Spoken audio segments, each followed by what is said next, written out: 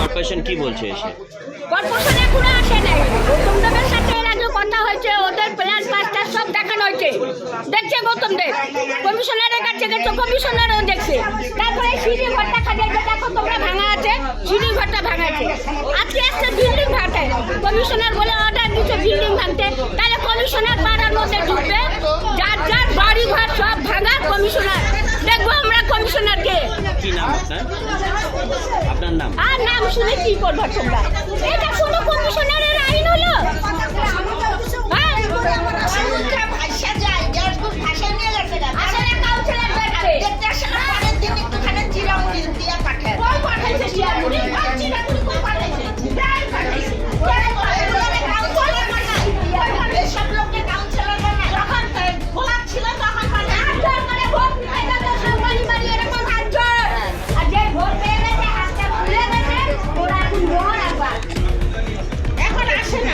ভোটের সময় ভোটের সময় খুব বাবা আসে না। আমাদের এলাকাটা আমি চালাই, আমি একটা বিধবা মহিলা, বেঁচে খাইতে ওই এলাকার নজর রাখি। কোনো ভাঙাচুরা এখন হবে না, আমরা ভোটে যাবো। কোনো ভাঙাচুরা হবে না। ও বাইরে বাইরে থেকে লোক আমি হাইকোর্টে কেস করছি, এই পাড়ার মধ্যে মানুষ রাত্রি 11টায় 12টায় এদের বাড়ি বন্ধ করছি, এখন বন্ধ করে দিচ্ছে। এখন কমিশনের খারাপ লেগে গেছে, আগুন বন্ধ হয়েছে। না না, কোন কমিশনার অর্ডার দিচ্ছে? হুজুরি করে না, হুজুরি করে আরো পারবে। ওদিকে নিয়ে যাও।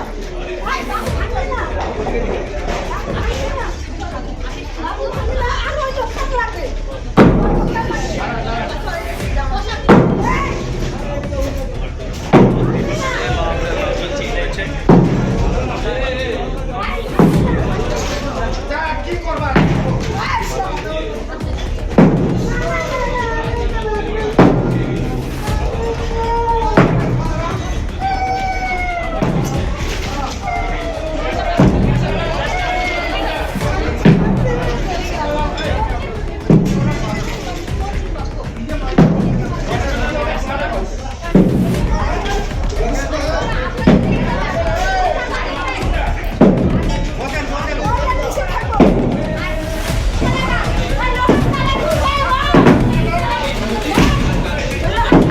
হাইকোর্টে যে আমরা যাব, আমাদের যে 3টা নোটিশ আসছে, নোটিশগুলো ওই প্রভিশন রেখে দিছে ইয়ের থেকে, ওই যে পিওনের থেকে।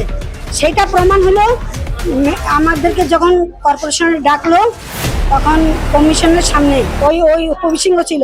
তো বলছে কি, কমিশনে বললো আমরা হাইকোর্টে কেন যান নাই। আমি বলছি ম্যাডাম ওই 3টা কাগজ রেখে দিছে।